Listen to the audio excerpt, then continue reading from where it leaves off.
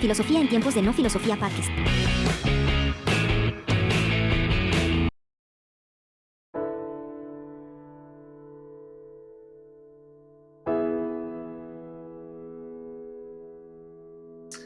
Hoy, 6 de diciembre, Descartes y la filosofía de la mente.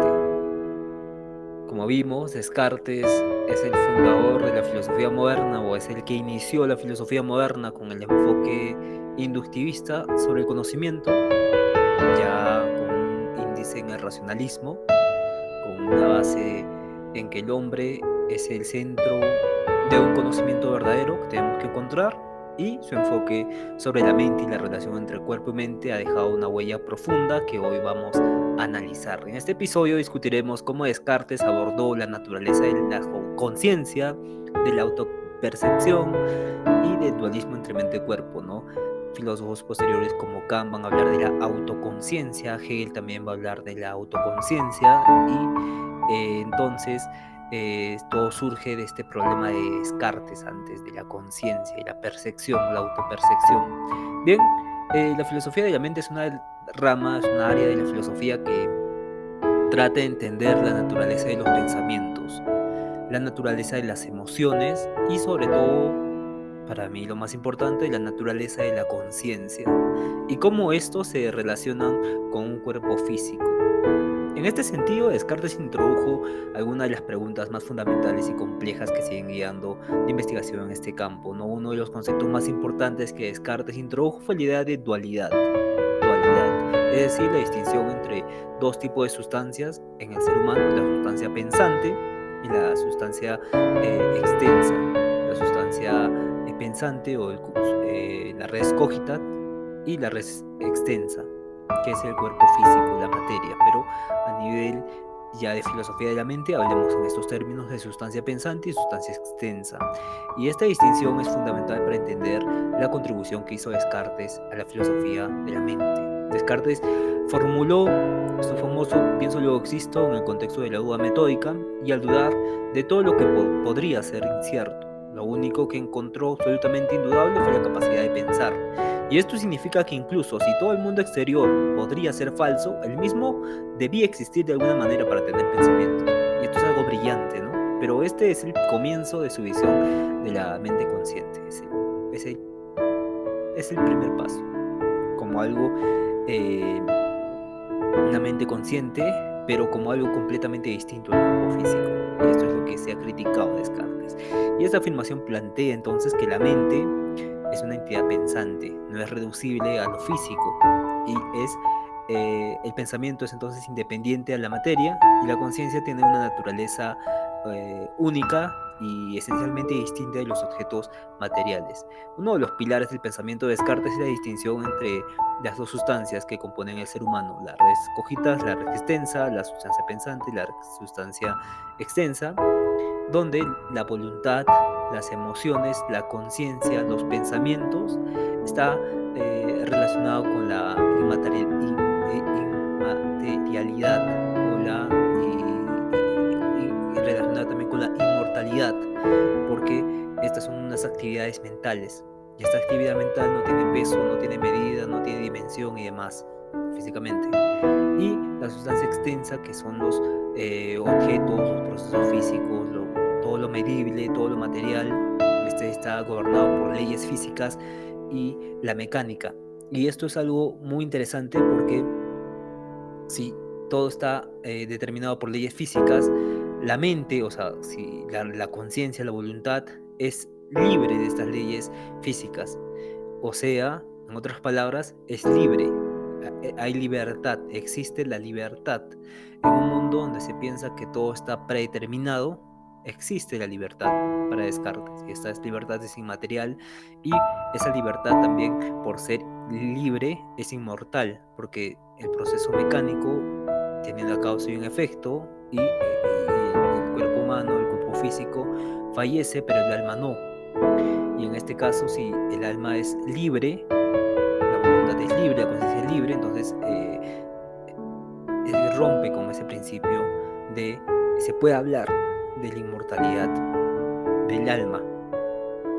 en Descartes y ya hablar del concepto de inmortalidad para agregarlos a cosas físicas, eso es lo que los empiristas dicen que han luchado mucho con eso, han criticado mucho este, este impacto, este debate. Entonces, las preguntas que se hacían los opositores de Descartes, el dualismo cartesiano, este dualismo, es cómo interactúan estas dos sustancias entre una inmaterial, entre la mente y el cuerpo, cómo actúan, ¿no? Y Descartes mencionó que la glándula pineal en el cerebro podría ser el punto de interconexión entre la mente y el cuerpo. Y en este punto sigue siendo un tema de debate en la filosofía y la neurociencia contemporánea y actualmente, y seguramente futuramente vamos a hablar también sobre este debate.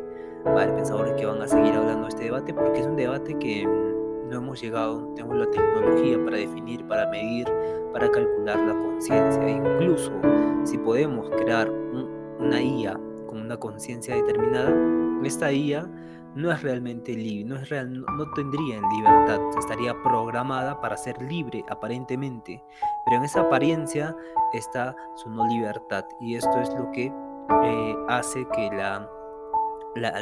este dualismo cartesiano, este debate, sea incluso mucho más complejo a nivel futuro. A pesar de que Descartes estableció la diferencia entre cuerpo y mente, la cuestión que surge es cómo estas dos sustancias tan diferentes en naturaleza pueden interactuar si la mente inmaterial y el cuerpo son distintos, cómo pueden interactuar en un mundo, en el cuerpo en general. Y este problema sigue siendo relevante hasta el día de hoy. En psicología, por ejemplo, el materialismo sostiene que todo es físico, conductivistas, neurocientíficos, pero los que están a favor del dualismo cartesiano sostienen que la mente y el cuerpo son entidades separadas, y hay los monistas también, los monistas ideales o más relacionados con el dualismo cartesiano, que mencionan que existe una mente, todo es racional, todo es mental, y que los procesos físicos que vemos en la actualidad son interacciones que pasan en nuestro interior, como ciertos a priori del hombre. Entonces Descartes también influyó en la reflexión sobre la conciencia y la identidad personal, porque pienso luego existo sugiere que la conciencia es la base de la identidad personal. Para Descartes, lo que nos define como seres humanos es nuestra capacidad para pensar, reflexionar y dudar, y esto surge de una identidad personal, pero esa identidad personal se ve cuestionada cuando se duda incluso de esa misma identidad, pero se llega a la certeza de una conciencia que duda. Y ahí la conciencia es la base para una identidad no personal nueva, pero desafiante. Y este pensamiento sobre la conciencia y el yo ha sido tema central en el estudio de la psicología, la filosofía de la mente. En debates contemporáneos también se habla del término conciencia subjetiva, ¿no? Es decir, la experiencia personal de estar consciente. Esto, tú al escuchar esto eres consciente que escuchas esto, has apretado botón y te has puesto a escuchar, pero ¿qué realmente ha determinado esa acción? Ha desencadenado esa acción. Entonces hay otras teorías como la teoría de la identidad personal y el problema del otro. El problema del otro es cómo sabemos que otras personas tienen conciencia, porque nosotros somos conscientes de nosotros mismos, pero nosotros, ¿cómo sabemos que tienen conciencia, no? ¿Cómo no nos cuestionamos si son simplemente alucinaciones nuestras? Yo soy una alucinación tuya que está escuchando esto, porque lo único certero que usted tiene es ahora es que usted piensa, y usted ha decidido, ha creado esta conciencia subjetiva que tiene una identidad personal propia, que es usted. Pero yo también soy usted, ¿no? Yo también soy, bueno, no soy usted, yo también tengo una identidad personal, que yo también digo, yo soy yo. Yo me doy cuenta de esto, y esta conciencia subjetiva mía y esta conciencia subjetiva suya hace que este problema, este debate entre la conciencia y el yo se debata hasta en la actualidad, ¿no?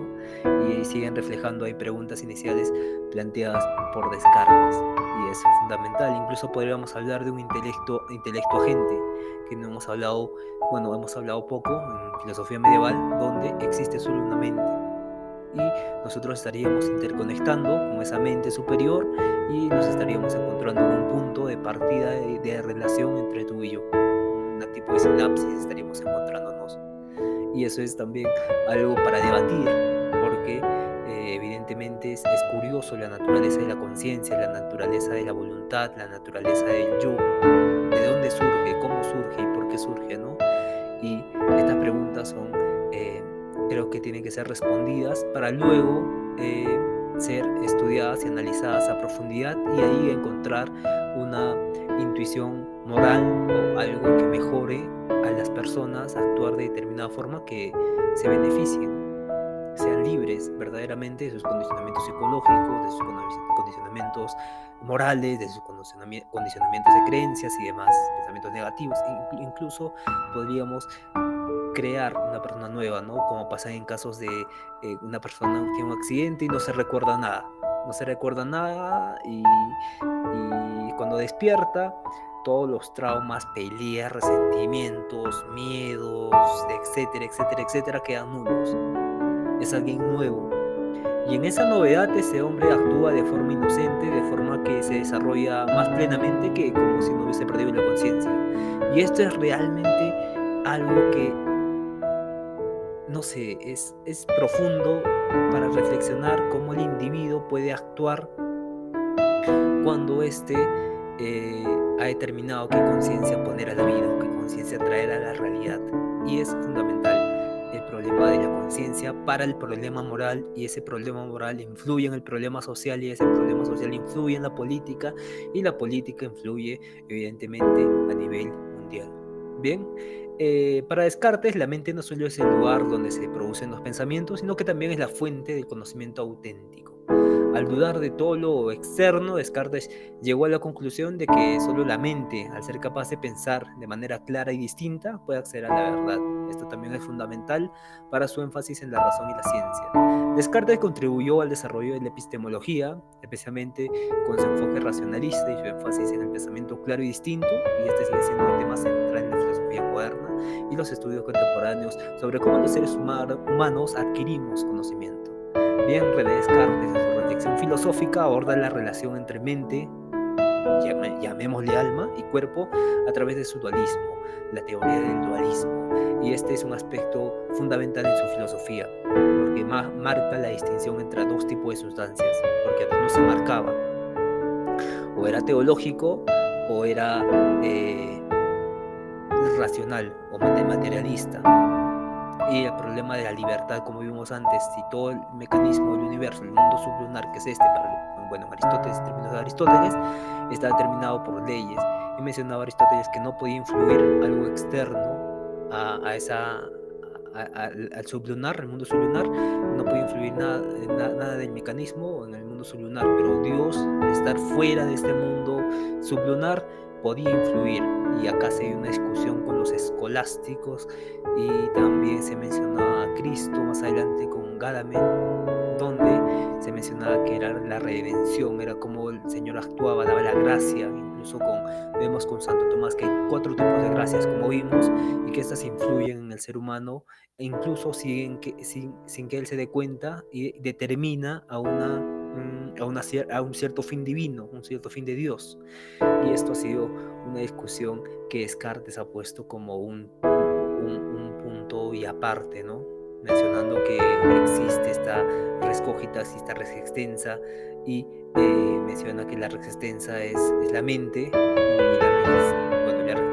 res cogitans es la mente, la sustancia pensante, y la res extensa es el cuerpo, el mundo físico, que sirve para la ciencia empírica, pero la res cogitans o la sustancia pensante sirve para estudios de la conciencia y el acto de pensar en sí mismo, igual que las emociones, igual que los deseos, y igual que las ideas también. Entonces uno de los problemas más grandes ha sido y mencionaba que la glándula pineal era el lugar donde se producía esta interacción entre mente y cuerpo. Evidentemente, ¿cómo podemos estudiar eso hace cientos de años, ¿no? ¿Cómo estudiamos esto?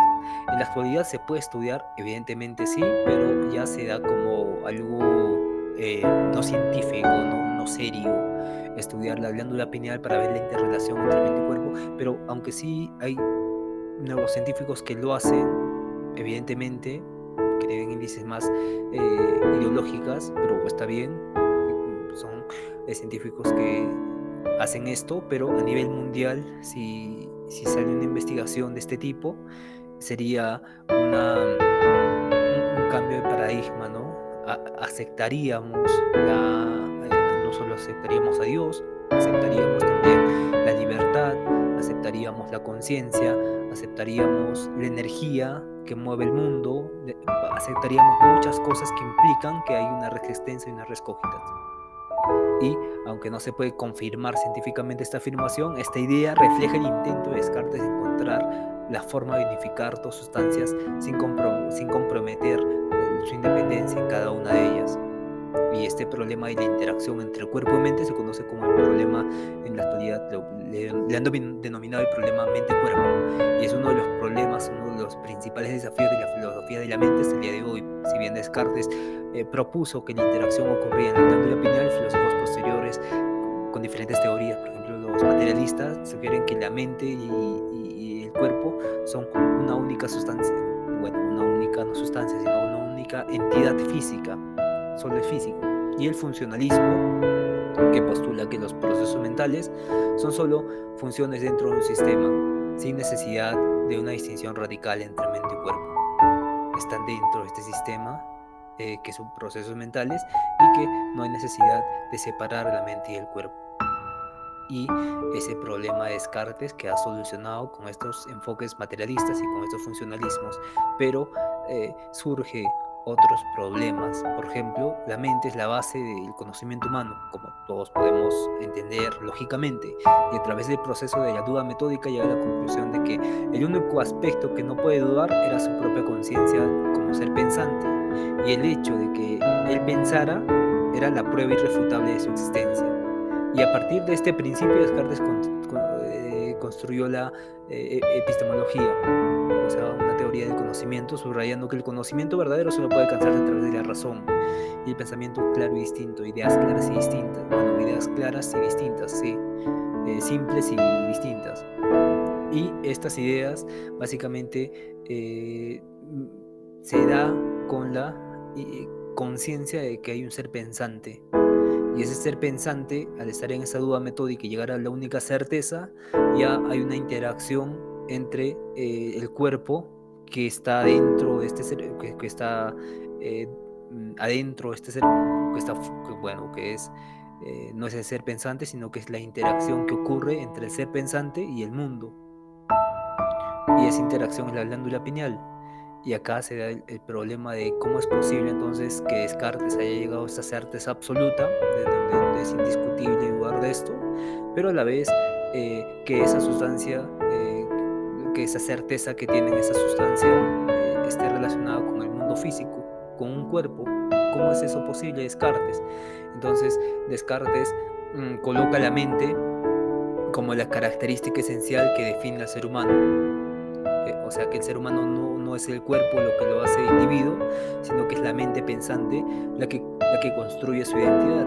Y en este sentido, su famosa frase "pienso luego existe" enfatiza que nuestra existencia, la existencia misma, o sea, nuestra, depende de nuestra identidad, de la capacidad de pensar y de ser conscientes de nosotros mismos. De eso depende la existencia incluso de nosotros.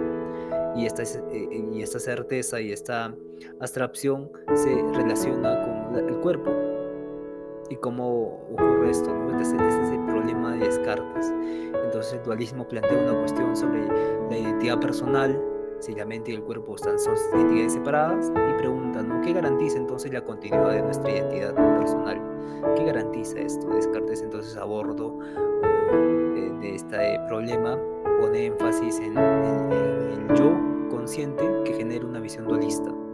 O sea, una mente, en la mente como el yo genera esta visión dualista de una identidad personal en la que nuestra identidad no reside en el cuerpo, sino reside en nuestra capacidad de pensar y reflexionar, pero a la vez está relacionado con el cuerpo.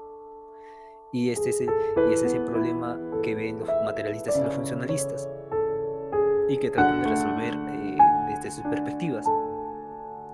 Pero esta identidad que se ha construido de llegar a la única certeza del yo que piensa es clave para esta discusión, ¿no? En la filosofía moderna, este debate ha dado varias vueltas a Europa y han salido muchos teóricos, uno como sus contemporáneos más adelante, John Locke, continuaron desarrollando las teorías de la identidad personal, poniendo énfasis en la conciencia como el criterio para definir la identidad a lo largo del tiempo. Y este debate sobre quiénes somos y qué nos hace ser quienes somos sigue siendo hoy día relevante en el campo de la filosofía de la mente. Porque si mencionamos que somos el cuerpo, estamos negando que tenemos una conciencia subjetiva, una identidad personal fuera de la apariencia que tenemos. Porque, y acá hablamos también del tiempo, ¿no? Porque una persona cuando está jugando fútbol es un futbolista, pero cuando está en su casa siendo padre de familia, es padre de familia. Entonces, ¿qué define la identidad? Y este es el problema en el que se han puesto la filosofía de la mente y que se discute mucho. Y es un problema muy interesante porque si discutimos la verdadera identidad del ser humano, vamos también a desarrollar al ser humano de tal modo que éste pueda ser más libre y autónomo a condicionamientos sociales que pueda tener, incluso condicionamientos que él mismo pueda tener. Y vamos a, entonces en ese caso, a acabar con la discusión del debate y todas las teorías que se han hecho sobre el dualismo cartesiano y afirmar que realmente existe esta sustancia cogita, existe esta sustancia extensa, y que luego Spinoza, Kant, hay muchos filósofos que van a hablar sobre que, por ejemplo, Spinoza mencionaba que la mente y el cuerpo no eran principios ontológicos, sino que no eran sustancias ontológicas, sino que eran principios como atributos de Dios, y que no debía separarse, porque solo eran atributos de Dios, que era más perfecto que ello. Y en ese entender se construye muchas teorías sobre la relación entre la mente y el cuerpo, este dualismo. Y entonces en la actualidad el dualismo cartesiano ha sido desafiado por varias corrientes científicas, sobre todo, también filosóficas, por ejemplo, la neurociencia, el materialismo, donde en la neurociencia se considera que los procesos mentales como el pensamiento y la conciencia están profundamente relacionados con los procesos cerebrales. Y la neurociencia ha demostrado que muchas de las funciones mentales como el pensamiento, la memoria y las emociones están vinculadas a estructuras y funciones físicas, ¿no? Dopamina, existen ciertas partes del cerebro que segregan hormonas y hacen que tengamos emociones y pensamientos, pero el hecho mismo de tener una memoria es mucho más complejo, ¿no? Porque no existe un lugar donde se defina qué es la memoria o dónde está la memoria o dónde está la conciencia. En el caso de los pensamientos, estos surgen de forma espontánea. Por ejemplo, estás pasando por una venta de carros, entonces ves los carros y tienes pensamientos de carros, pero el proceso en el que ocurren esas impresiones, David Hume decía, ¿no? Él era empirista, decía que la experiencia, las impresiones que nos da el mundo exterior son en sí mismo,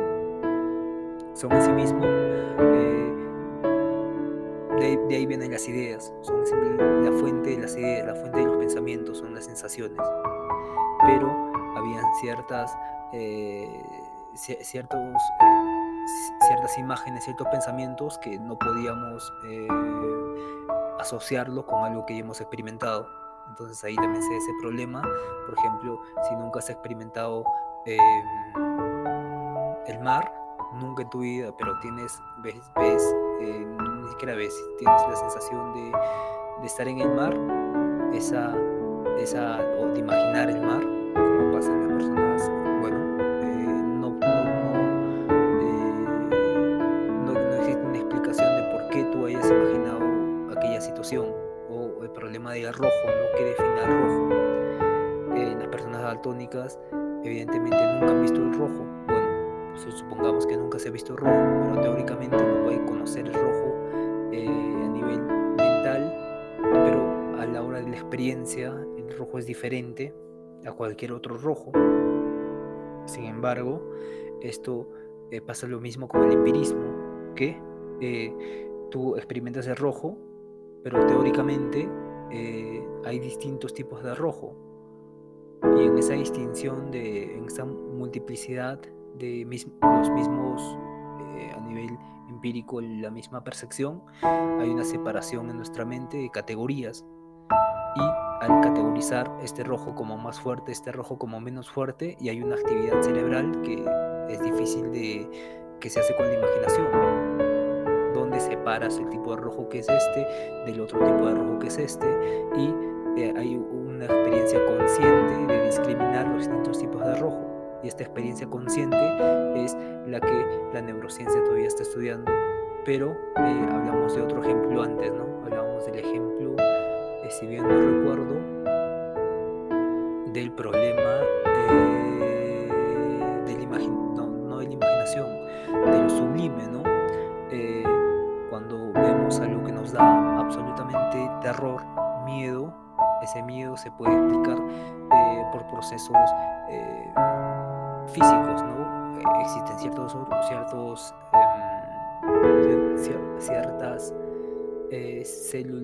hormonas, que surgen de la mente, que segrega la mente, que segrega el cuerpo mismo, pero la sensación de un miedo irracional, así se le denomina, es un miedo que surge de la nada, y en esa nada existe un proceso de conciencia que determina ese miedo, ha determinado, ha impulsado ese miedo, pero y por eso lo llaman miedo irracional, porque no tiene una explicación racional para sentir aquel miedo.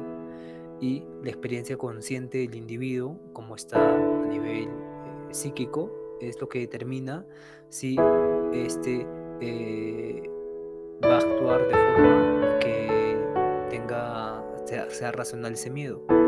Y en esa experiencia consciente está determinado la propia conciencia subjetiva del hombre.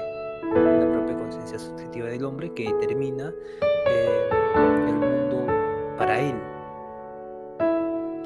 Y va a determinar otro mundo para el otro. Y en esa distinción entre el mundo para mí y el mundo para el otro juega la memoria. La memoria juega un papel muy importante, y volvemos al tema que estaba tratando antes, ¿no? Que es el de la memoria. La memoria es algo fascinante, porque puedes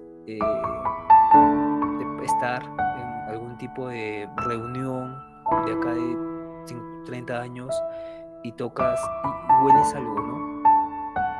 Y ahí, en ese olor, viene la conciencia de haber vivido eso antes, y lo relacionas con una experiencia de niño que ni siquiera te habías dado cuenta que tenías o que habías recordado. Y en ese recordar existen procesos mentales muy complejos. Por ejemplo, el proceso mental de la imaginación, el proceso mental de razonar de dónde has sido, el proceso mental de ser consciente de tu misma identidad, pero en otro tiempo, ser consciente también del proceso de, ser consciente del proceso no de segregar tus hormonas, sino de darte cuenta que algo está pasando dentro de ti. Y ese proceso consciente es el que determina qué cosa determina ese proceso, la experiencia consciente, y hace la separación entre la mente y el cuerpo, entre los procesos físicos y los procesos mentales, que básicamente la neurociencia trata de investigar a profundidad estos temas para llegar a una conclusión que yo sugiero realmente que tiene un problema mucho más profundo, el problema de la identidad, de lo consciente, porque es un problema incluso holístico, ¿no? Que incluye la región, el hábitat, incluye incluso aspectos más trascendentales, por así decir. Bien, el materialismo, por otro lado, sostiene que la mente es producto del cerebro, nada más. La mente es incluso la reflexión que hice, la capacidad de pensar autónomamente, es una experiencia consciente, subjetiva, evidentemente, pero esa experiencia consciente no es medible. la reflexión no es medible.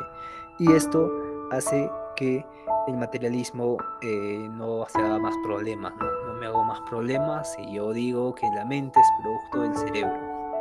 Mientras que los dualistas sugieren que defienden la idea de la mente y que no se tiene que reducir a lo físico, yo digo que la mente es producto del cerebro.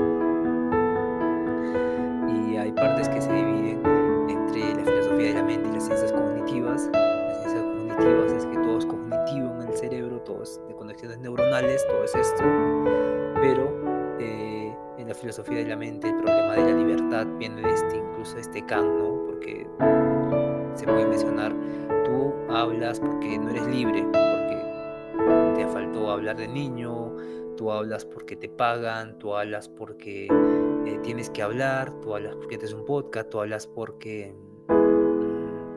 el psicólogo va a decir por esto, el economista por esto, el oyente también va a decir hablas por esto, y me van a dar una explicación científica de por qué hablo. Pero no soy libre. Si me dan las ciencias una explicación de por qué soy hablador, por qué hablo ahora, no soy libre entonces de no hablar, porque estoy determinado por causas y efectos. Y ahí volvemos a la discusión medieval, ¿no? A la discusión escolástica, donde existe el mundo de las leyes mecánicas, donde todo está determinado por causas y efectos, está estructuralmente determinado, incluso yo, y no tengo libertad. Y entonces no podría hablar entonces de una conciencia. No existe la conciencia. Sin embargo, Descartes no analiza exactamente este problema, pero se menciona que la separación entre la libertad, yo como creer, yo que soy libre, ha determinado incluso mi libertad de pensar eso. Me da calma pensar que soy libre. Y filósofos como Kant van a decir que estas tres ideas innatas que salen en el hombre, la idea de la libertad, la idea de Dios y la idea de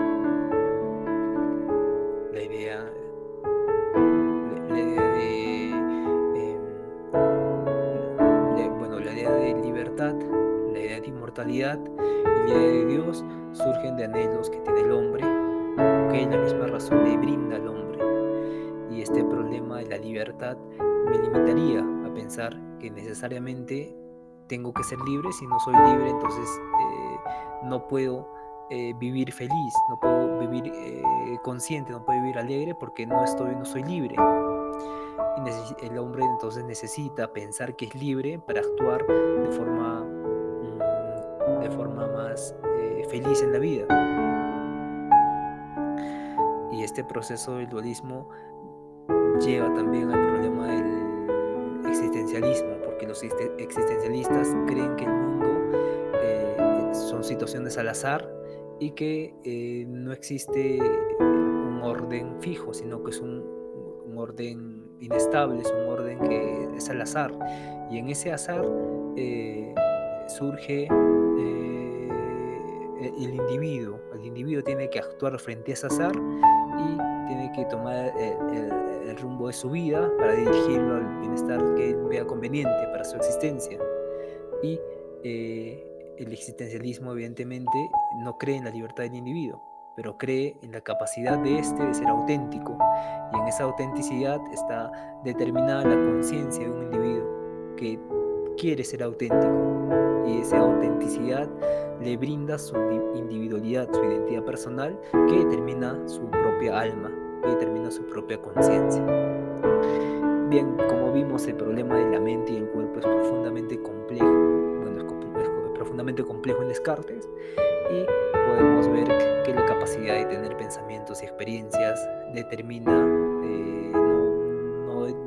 no determina solo que somos conscientes. La conciencia no solo se refiere entonces a la capacidad de tener pensamientos y experiencias, sino que es algo más complejo, como la autoconciencia.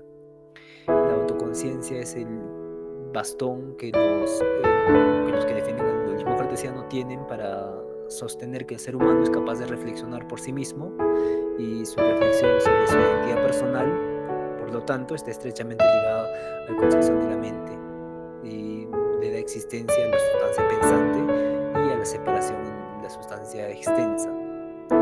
Y la autoconciencia es estudiado por Hegel, pero ha sido estudiado antes por Kant, donde Kant nos habla de este yo trascendental, de yo moral, pero este yo moral, este yo trascendental antes es un tipo de autoconciencia, que es el yo como la capacidad de juzgar, pero para Descartes la conciencia es el aspecto central de la existencia humana, es lo principal de toda la existencia humana, la conciencia, porque la conciencia llega como no puede dudar de sí misma, no se puede dudar de eso, y el hecho de pensar implica existir como un ser pensante, y eso determina como punto central de la existencia humana, como punto central incluso de el conocer el mundo, dado que en este sentido la conciencia es el acto de estar al tanto de uno mismo, de uno mismo,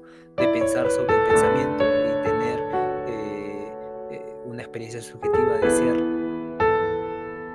Y esto es muy profundo, dado que pensar sobre el pensamiento es algo que no podemos negar que se da. Por ejemplo, usted piense, por ejemplo, en un ratón. Ahora piense que piensa un ratón. Y este doble pensamiento nos invita a que experimentemos una experiencia subjetiva del ser. Que usted piense que existe un ratón y que sobrepiense que está pensando en un ratón es la base de la identidad. Sin esa identidad usted sería una cosa que piensa, pero no tendría un yo que piensa, una experiencia subjetiva de estar pensando en un ratón. Y entonces la conciencia no es solo un proceso mental, sino que es la base misma de la existencia.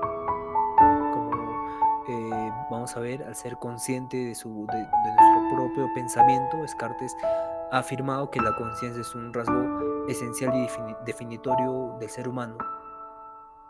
Al ser consciente de que usted puede pensar y tiene la capacidad de autopensar en el pensamiento, o sea, me refiero a la experiencia de que usted ahora piense en un perro, por ejemplo. Ahora piense que está pensando en un perro. ¿Cómo haces eso? Imagínate, bueno, ahí hay un problema, ¿no? De la imaginación, el pensamiento, pero vamos a hacer este ejercicio igualmente. Piense en un perro y ahora piense que usted en el mismo espacio que está pensando en un perro. Y eso define su identidad. Porque si usted está pensando en un perro, pero no pudiera pensarse a sí mismo pensando en un perro, no podría definir su identidad. Sería un problema. Y para retomar el problema, ¿no? Spinoza para esto mencionaba que es distinto imaginar que pensar. Tener una imagen de uno mismo bueno, no era el pensar, el entendimiento. Entender algo e imaginar algo es diferente al pensar algo. Spinoza decía que habían 4 tipos de conocimientos y que al final el conocimiento era el conocimiento de Dios, era el último, y que gracias a este conocimiento podíamos ser libres, pero con este conocimiento intuitivo de Dios. Y para llegar a este conocimiento intuitivo en su ética geométrica, nos menciona que existían ciertos aspectos, por ejemplo, voy a hablar ciertos afectos que el hombre tenía que evitar, y en cambio de eso tenía que asociarse o estar más junto a otros afectos más positivos, afectos negativos y afectos positivos. Entonces los afectos positivos, como el amor, la alegría, eran los afectos más elevados, pero los afectos como la tristeza, el odio, eran los más negativos y se tenía que alejarse de los negativos e ir a los positivos, pero con un entendimiento de por qué tengo ese afecto, ¿no? Y ese entendimiento de por qué se tiene ese afecto, Descartes analiza cada uno de ellos y se puede mencionar que habían ciertos hábitos, habían ciertas cosas que el individuo que estaba con el apego a estos afectos negativos tenía que deshacerse de esos y preferir los otros, tenía que preferir afectos más positivos. Y esto ha sido, y esto nos llevaría a un conocimiento intuitivo de Dios, pero este conocimiento intuitivo de Dios surge ya con una asociación a querer conocer a Dios, y con esa misma lógica nosotros nos asociamos a Él, y en esa asociación existe la libertad, la libertad. Y eso ha sido un tema central que ha tocado también Spinoza, y como estamos tocando ahora con el dualismo y la filosofía de la mente de Descartes. Hay todo un capítulo en el canal sobre la filosofía de la mente, que sería bueno que lo revisen, pero ahora vamos a hablar sobre la autoconciencia y la identidad personal. El concepto de identidad personal en Descartes está profundamente vinculado a la autoconciencia. La identidad personal no depende de características físicas como el cuerpo, sino de la capacidad de reflexionar sobre uno mismo y pensar. A través de su famosa declaración "pienso, luego existo", Descartes señala que lo que realmente define a una persona no es el cuerpo o su apariencia externa, sino es la capacidad que tiene para pensar. Y para Descartes, nuestra identidad personal se basa en nuestra capacidad para pensar y ser conscientes de ese pensamiento. La mente en este contexto no solo es una herramienta para procesar información, sino que es lo que nos permite ser conscientes de nuestra propia existencia. Como hicimos el anterior ejemplo, que creo que no especificamos mucho en la separación entre la imaginación, pensamiento y entendimiento. Bueno, donde la conciencia es lo que permite a una persona reconocer que es esa misma a lo largo del tiempo, incluso si esta cambia. Y vamos a dar otro ejemplo sobre la identidad, que el barco de Teseo, bueno, evidentemente están escuchando filosofía y lo han escuchado. Se trata de que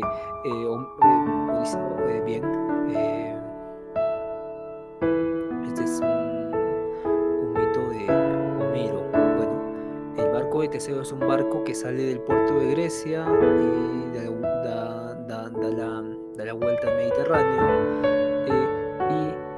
este barco se va cayendo a pedazos, se va destruyendo y se va reparando. Lo reparan, pam, pam, clavo, clavo, parche, parche, parche, parche, parche, parche, parche. Cuando llega al puerto donde ha salido, el barco ha sido completamente cambiado por otras maderas. Entonces la pregunta que se hacen es: ¿el barco de Teseo es el mismo o es otro barco diferente al barco de Teseo? Y acá las reflexiones que se hacen, ¿no? ¿Qué es lo que hacía el barco de Teseo? ¿Lo hacían las maderas o lo hacía el nombre que tenía? ¿Qué lo hacía el barco de Teseo? ¿Cuál era la identidad de este barco? Y acá básicamente esta es una paradoja muy interesante, dado que nos invita a reflexionar qué nos hace a nosotros mismos también nosotros. Porque usted no es el mismo de hace cuando tenía 13 años, o si es el mismo.